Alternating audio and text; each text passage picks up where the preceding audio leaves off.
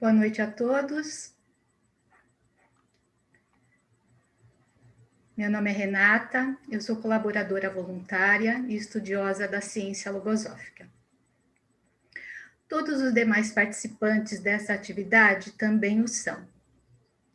E eu quero dizer que é uma alegria muito grande estar aqui, fazendo a abertura de uma atividade que faz parte da comemoração dos 90 anos da logosofia no mundo. Então, nós vamos começar a atividade e nos veremos no final novamente, ok?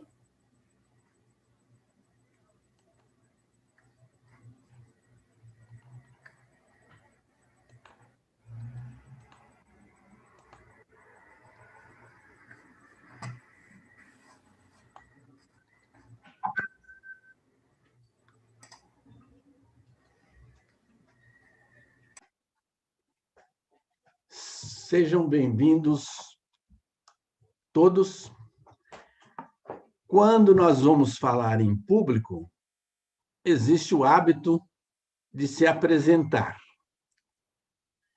Eu, quando nasci, me deram o nome de Abenides. Sou investigador da ciência logosófica faz mais de 40 anos. Porém, hoje, o mais importante não é quem sou eu, mas quem somos nós, como humanidade, aqui na Terra. O que estamos fazendo aqui na Terra? Qual é a proposta da nossa vida aqui na Terra? Então, é nesse sentido que nós vamos falar hoje.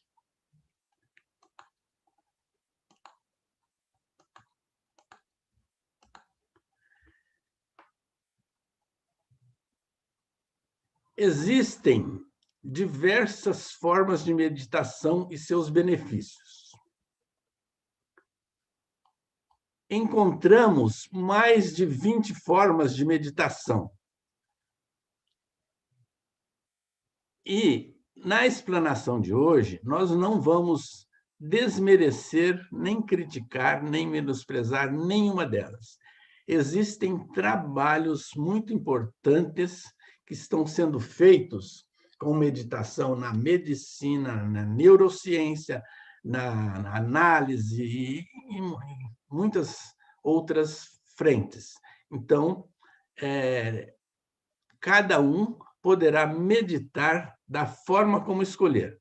A recomendação que nós fazemos é que quem escolher uma forma de meditação, que vá buscar a origem da sua concepção, porque algumas formas de meditação se transformaram em tradições e algumas tradições costumam se transformar em cemitério de ideias quando perdem a pureza da sua origem. Por isso, recomendamos que se busque a pureza da origem da forma que você vai meditar. Hoje nós vamos falar da meditação logosófica e dos seus princípios fundamentais. A meditação logosófica, elas têm como princípios fundamentais os mesmos princípios da logosofia. Estes conceitos e princípios logosóficos estão escritos nos livros. Compete a nós, estudiosos da logosofia, da meditação logosófica, explicar o que experimentamos. A origem, a concepção da meditação logosófica e seus princípios fundamentais estão baseados na sabedoria logosófica que foi demonstrada pelo pensador, educador e humanista argentino, cujo nome é Carlos Bernardo González Pecotti, que viveu de 1901 a 1963 e, em 1930, criou a Fundação Logosófica. Existem na internet já ampla informação sobre a logosofia, sobre o seu autor e sobre a meditação logosófica também. Então, por isso, nós não vamos nos alongar muito nessa parte, porque está à disposição de todos. Agora, vamos ver, assim, para começar, o conceito logosófico de meditação, né? A logosofia comparou a meditação com a digestão. Então, foi dito que a meditação é a digestão tranquila que o entendimento faz depois de haver ingerido o alimento espiritual que fortifica e aclara a inteligência. De outra forma, foi dito que a meditação é o esforço e o empenho no sentido de transformar aquilo que entendemos em conhecimento. E da minha parte, eu entendi que a meditação é um procedimento auxiliar da inteligência e da sensibilidade no sentido de buscar a luz do conhecimento. Então, para nós, estudiosos de logosofia, a meditação não tem função em si mesma. Isso quer dizer que ela está inserida num grande projeto de evolução da humanidade, de evolução da consciência, através do método logosófico. Esse é o motivo porque a meditação não tem fim em si mesma, não basta meditar, né? Após a meditação, a logosofia tem muito mais a complementar. Então, agora vamos ver alguns pontos a serem considerados.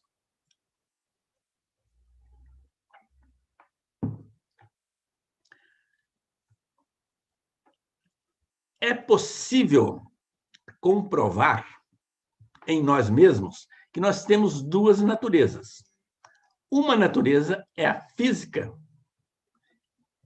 A natureza física, que nós temos, assim, alguma parte de animal e uma parte psicológica que deixa um pouquinho de lado essa parte somente instintiva. Então, nós temos um corpo físico e um corpo espiritual. Nós temos uma natureza mental, né? Então, a nossa essência, ela, além do corpo físico, ela tem uma essência mental. Todo mundo pode comprovar isso em si mesmo. Então, o corpo físico, quando ele se alimenta, existe a digestão do alimento. Essa digestão permite que o corpo assimile uma energia física, né? A energia do alimento, e essa energia do alimento ela vai ser usada, parte dela, pelo movimento, né? O movimento do corpo físico exige energia. E uma parte dessa energia vai para constituir o próprio organismo. A exemplo do cálcio, né? Que nós ingerimos e que ele passa a fazer parte dos ossos.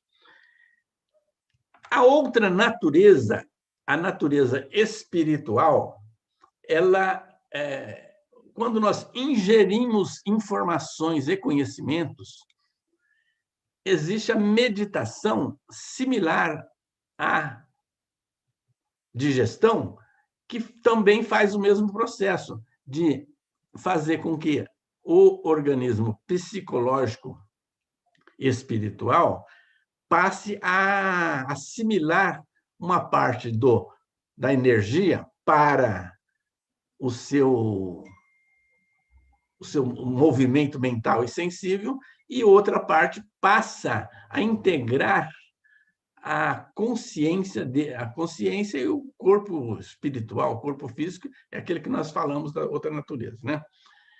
Então,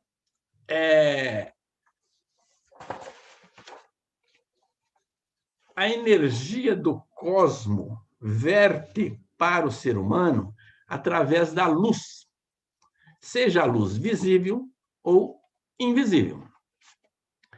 Como exemplo fácil de entender, temos a luz do sol como visível e a luz do conhecimento como invisível. A logosofia diz que toda a energia do cosmo provém de uma única fonte, a consciência. Seja a consciência cósmica, seja a consciência individual. A meditação permite a conexão da energia cósmica com a consciência individual, através dos centros energéticos. Isto quer dizer que, dentro do organismo psicoespiritual do ser humano, existem mecanismos capazes de captar tais energias. Os principais centros energéticos são a inteligência e a sensibilidade. A logosofia estuda com profundidade o sistema mental e o sistema sensível, cujo objetivo é a realizar esse processo de evolução da consciência.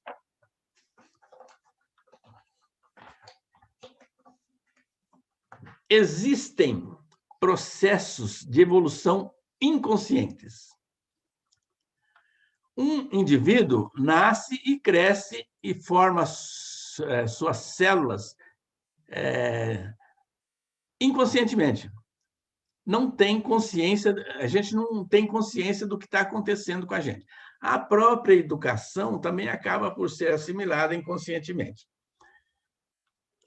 Porém, a logosofia está propondo que realizemos um processo de evolução consciente. Qual é a diferença de um processo de evolução consciente com um processo de evolução inconsciente? Como foi dito, o processo de evolução inconsciente é automático. O processo de evolução consciente depende da vontade do indivíduo de realizar esse processo.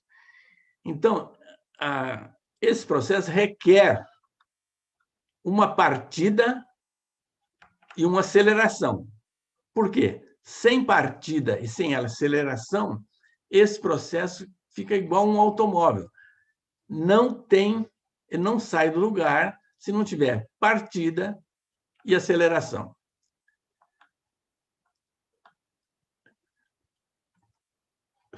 Fica a critério de cada um essa vontade, né? Agora é o seguinte, toda ciência tem que catalogar as suas experiências. A Fundação Logosófica, mais os colégios e tudo que se fez até agora, tem centenas de milhares de experiências já registradas e outras centenas de milhares de experiências que estão nas mentes dos estudantes e estudiosos, né? E que serão catalogadas futuramente para servir à humanidade nesse passo importante que é a evolução da consciência humana. Então, agora eu vou chamar a Ivonete para que ela manifeste uma parte da sua experiência.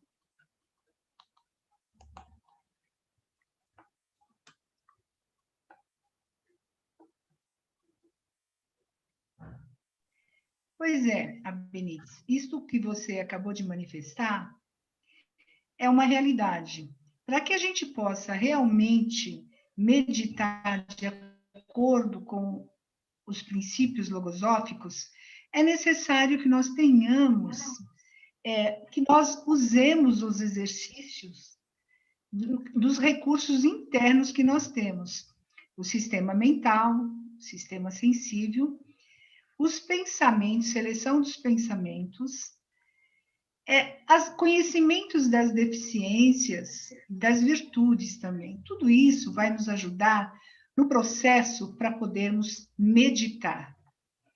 E essa meditação, ela é fundamental para que a gente possa alcançar os conhecimentos que nós queremos. Ou seja, que a gente queira conquistar aquilo, um pensamento ou um conhecimento que você queira. Eu vivi uma experiência e eu gostaria de ler o ensinamento que está no livro Introdução ao Conhecimento Logosófico. Ele diz o seguinte: para triunfar em todos os transes difíceis que devem ser afrontados, é necessário que exista um equilíbrio entre os alcances daquilo a que cada um se propõe realizar e o conteúdo dos conhecimentos que se vão forjando no interno do ser.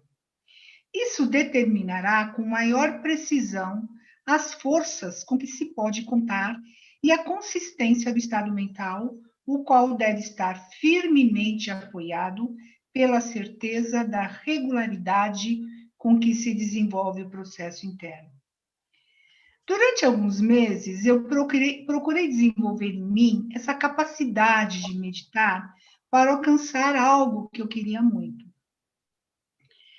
E já foi aqui mencionado sobre esses pontos importantes, esses princípios que são necessários para que a gente possa meditar de acordo com um método, né? Com esse método estabelecido por Carlos Bernardo Gonçalves Pecote, criador da logosofia.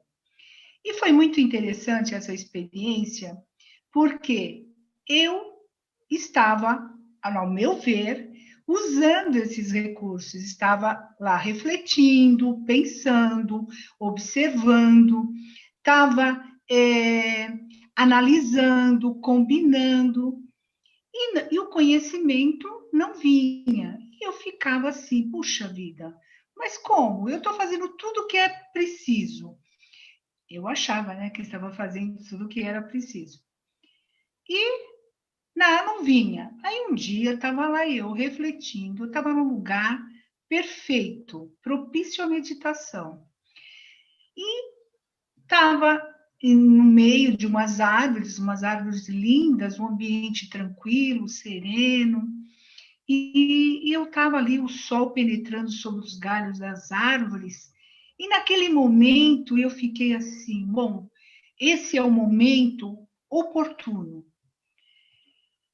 De repente, me veio, parece-me que aquela luz do sol penetrou no meu ambiente mental e eu me recordei desse ensinamento. Aí, naquele momento, eu compreendi que aquilo que eu estava buscando era algo que era muito valioso para mim e que eu não estava ainda preparada para receber aquele conhecimento, porque havia um desequilíbrio interno dentro de mim. Na verdade, haviam pensamentos que estavam me atrapalhando, haviam deficiências ali de vaidade, de cobiça. Porque para que eu queria aquele conhecimento? Era para quê? Era para favorecer o meu processo de evolução? Ou era para eu apenas mostrar que eu tinha aquele conhecimento?